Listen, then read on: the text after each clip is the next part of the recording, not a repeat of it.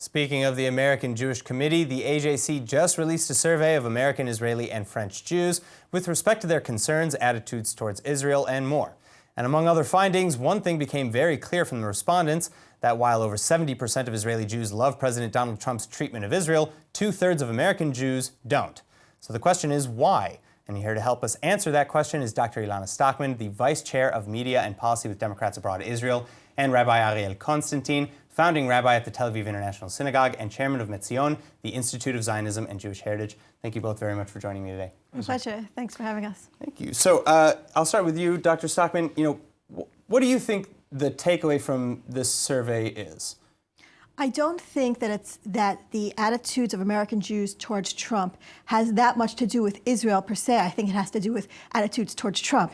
In other words, I don't think that this is a referendum on Israel, on American Jews' attitudes towards Israel. I think it has to do with support of Trump. And I think what we're seeing is that a lot of American Jews really don't like Trump, and for good reason. He's an amoral, narcissistic, self-serving, money-hungry, anti-humanity kind of leader, and American Jews have issues with that. The question we need to be asking is why, especially, let's say, in the Orthodox community, there is still so much support for Trump. Why are 70 to 80% of Orthodox Jews, or I don't know the exact numbers that they just came out with, but a strong number of Orthodox Jews do support Trump? And that's the question that we need to be asking is why? Why are Orthodox Jews still supporting a leader like this who goes against so much of what Jewish values are supposed to be? Jewish values are supposed to be about integrity and honesty. Well, if you speak purely about Israeli interests, he recognized the Golan, he moved the embassy. So the embassy, so if we talk about the embassy, so that's a really big question. The idea that we're supporting a leader just because he moved the embassy, despite what that does, despite how destabilizing it was on the day, despite that in general his policies are destabilizing, despite the fact that he just sold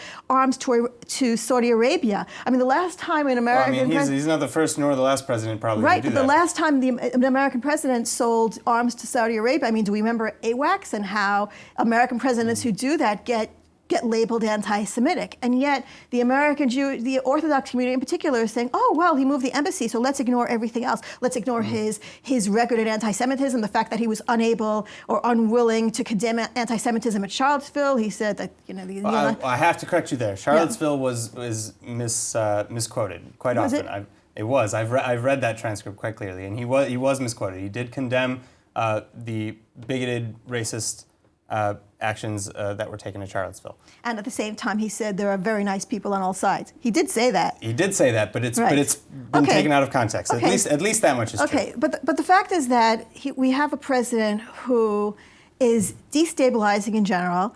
He's erratic, he's unpredictable. His interests are his own financial interests. They have nothing to do with what's good for actual human beings. And plus, the day that he moved the embassy, there was a massive protest. Say 50 Palestinians died, and that's not good for anyone. I've got 3 kids in the army, and they're the ones who are going off to Gaza to fight there, and I don't want that either. Right. So the question is, why would Jews at all support Trump? That's the question we need to be asking. Rabbi Konstantyn?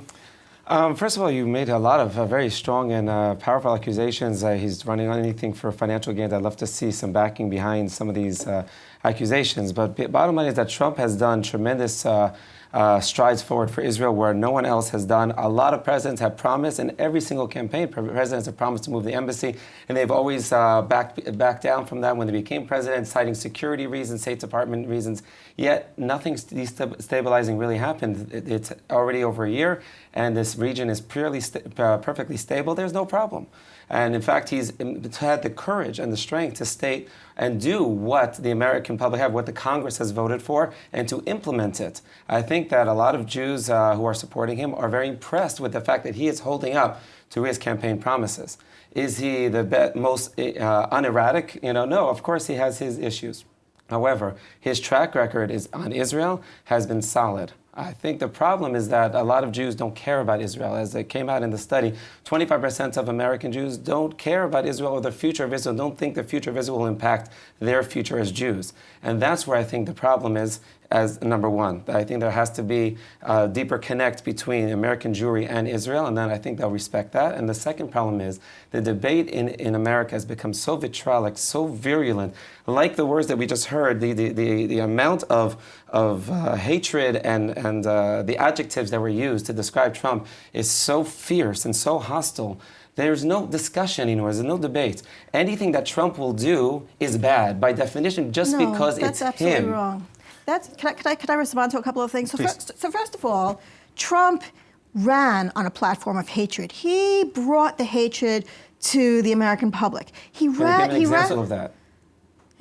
Muslims, immigrants, blacks, people. Legal immigration LGBT. does not mean that he's against women. immigration. I mean, we're talking about a man who bragged about grabbing a woman. He's a man who has no respect for human beings, no respect for women for sure. And so the hatred that we're seeing is hatred that's Trump stewarded. Now, I don't hate Trump at all. I'm not coming from a place. What about the hatred that's coming from the Democratic Party? Like you have the Professor Jason Hill in DePaul University in Chicago, who says a pro-Israel statement. Okay, so I'd like to come back to that. So I'd like to come back to it. First of all, he's not the president.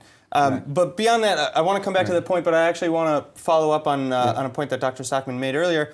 You know, is there any sort of disparity then between or hypocrisy in Trump's staunch support of Israel and the Jewish minority, when at the same time other minorities in the United States are feeling betrayed or left out or ignored or even attacked?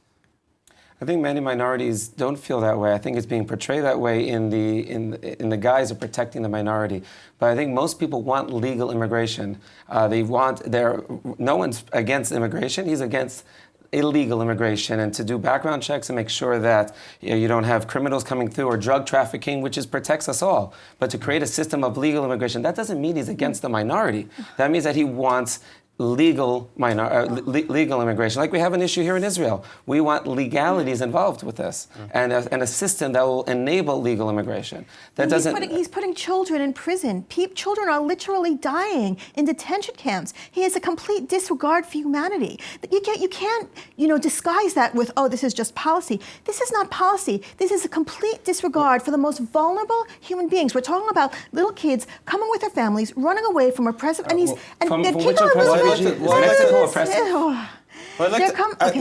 Unfortunately, I'd like to stay on topic because I know that we can go off on many tangents here. Can I respond to the claim that the region is perfectly stable now that Trump has moved the embassy? Because I think that really disregards the experiences that we're seeing here, let's say with Palestinians. I mean, the idea that we're not even mentioning how many Palestinians, we're not even talking about the fact that 50 Palestinians died because Trump wanted to move the embassy. They rioted because they were angry. If you riot in a violent way, you put your life at risk. Even if you want to say that they brought it on themselves, you cannot at the same time say this is all stable, this is all good. Gaza is a powder keg, and when we take unilateral action, such as moving the embassy, and what has happened? Because of the embassy, Gaza didn't start with the embassy. We've had missiles falling from Gaza well before the embassy was moved. Trump canceled hundreds of millions of dollars of aid for the Palestinians. How is that stabilizing it? That aid is going to pay for terrorists and their families. It is paying. And until the Palestinian Authority is willing to annul those payments, that money shouldn't be going. Okay, we're talking about ruining lots of people's lives. 2 million people in Gaza. 2 million people.